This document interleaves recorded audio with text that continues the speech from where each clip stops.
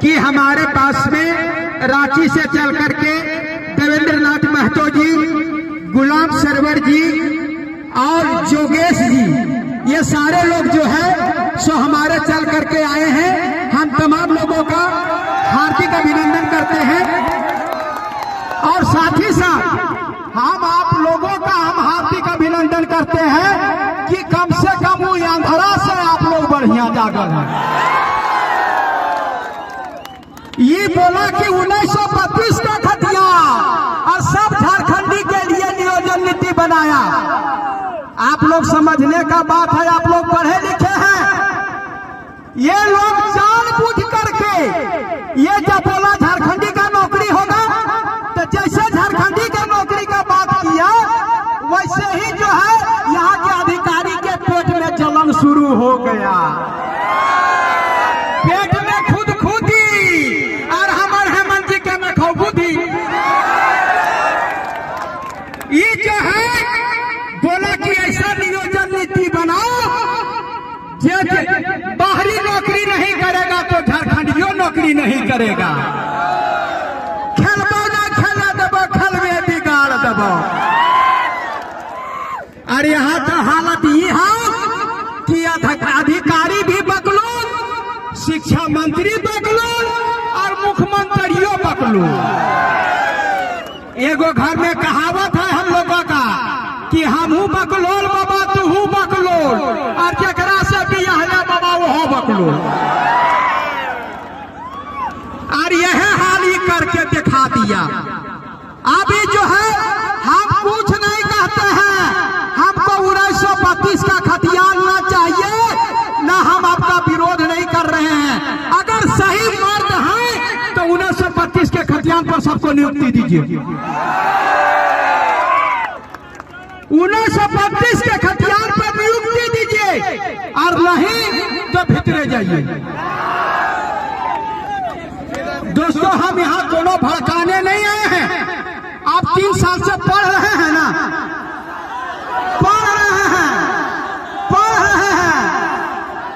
एगो कहावत है ना, आप गुमला तरफ में एगो कहावत है कि आगे बकरा जा रहा था और उसका नीचे वाला जो ऐसे ऐसे फेंका रहा था और सियार पीछे पीछे जा रहा था कि अब गिरेगा, अब गिरेगा, अब गिरेगा, गिरेगा वो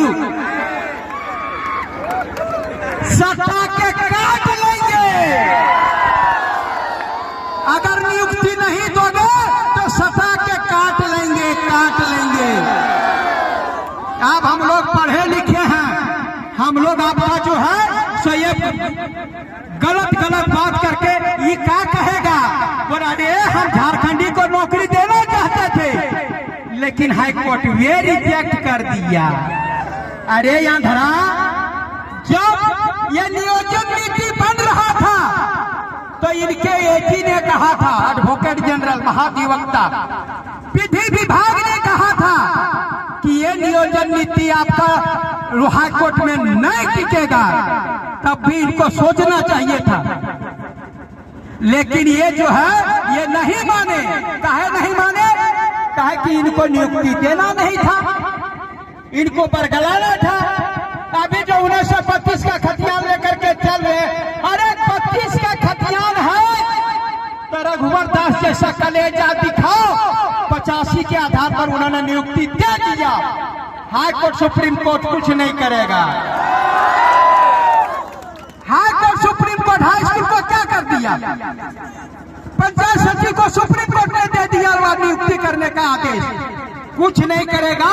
जिसमें 5 लाख लड़कों का, हमारा झारखंडी लड़कों का नौकरी हो जाएगा, कभी भी सुप्रीम कोर्ट और हाई कोर्ट नहीं कहेगा कि नौकरी से निकाल दो।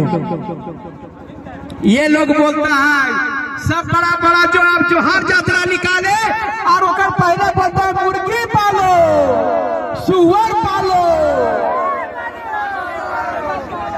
और बकरी पालो। काहे का? ये इसलिए बोल रहे हैं कि इनको पता था कि नियुक्ति नियोजन नियुक्ति नहीं रहेगी, इसलिए मुर्गिए पालो। आपको पूछते हैं सब, अभी कोई एक मीडिया के बंधु हमको बोले कि ये आप मनोज जी सबको नियुक्ति देना अनिवार्य है। हम बोले रे अंधरा, सबका नियुक्ति हम थोड़े मांग रहे हैं, तोरा क्या मीडिया वाला बनाया रे? ये प्रश्न पूछने भी नहीं जानते हो। हम 5 लाख लड़का का रोजगार मांग रहे हैं, जो 5 लाख खाली पद है उस पर नियुक्ति मांग रहे हैं। जो +2 में जो खाली है, लैब टेक्नीशियन का खाली है, प्राइमरी टीचर पर 50,000 खाली है, ये सभी का नियुक्ति हमको 5 लाख तक दो। और अगर बाद में जो नहीं सकेगा वो मुर्गी पालेगा, सुअर पालेगा, और वो सुअर को चराएगा जकरा जला रहे हैं। आपको बता रहे हैं कि अगर यदि हम लोग बोलता सुअर पर, जो सुअर हम ही पालेंगे, बकरी हम ही पालेंगे, तो स्कूल में होकर बाप पढ़ाएगा, दरोगा होकर बाप बनेगा, टीएसपी वीडियो बाप बनेगा। यदि हमारा 5 लाख रोजगार जो मांग रहे हैं, वो हमको 5 लाख रोजगार दो हेमंत जी, और बाद में जितना पालन करवाना है सब पालन करा। और नहीं तो यदि सुअर पालन है, बकरी पालन करना है, तो सब यूनिवर्सिटी बंद कर दो, सब यूनिवर्सिटी पढ़ाई लिखाई बंद कर दो। हम लोगों को सुअर पालन करने का ट्रेनिंग दे दो, और मुर्गी पालन का ट्रेनिंग दो, और स्कूल बंद कर दो। ये आप लोगों को सोचने का बात है। और आपको बता देते हैं, ये जो है आप लोग, आप एगो कहावत है ना कि गछता डाव है, समझ गए होंगे आप लोग। गछ देगा डाव मिलेगा।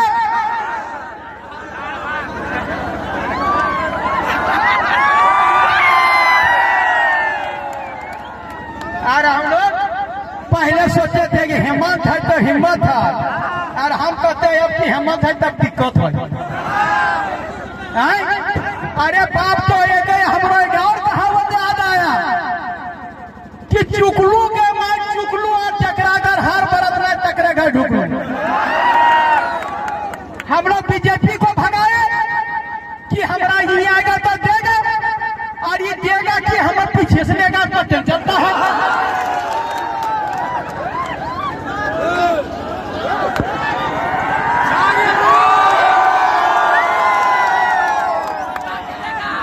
ये चीज आपको समझना पड़ेगा दोस्तों। मैं नेतागिरी करने नहीं आया हूँ, आपका मैं नेता बनने नहीं आया हूँ। मैं सिर्फ आपका कामना करता हूँ कि आप लोगों का नौकरी हो जाए, और उसके बाद हम यहाँ से चले जाएंगे। बोलिए तो हम वनवास चले जाएंगे, हमको कोई जरूरत नहीं है। साथ ही साथ यहाँ पर बहुत सारे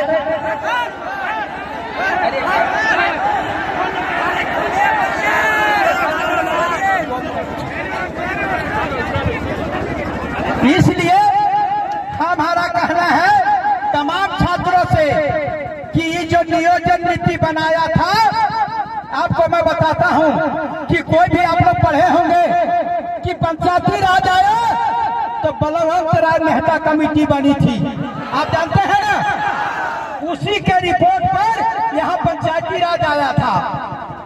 तो कौन कमेटी पर नियोजन नीति आया? आपको मैं बता रहा हूं टेक्निकल चीज जो अभी हाईकोर्ट ने रद्द करते हुए कहा था।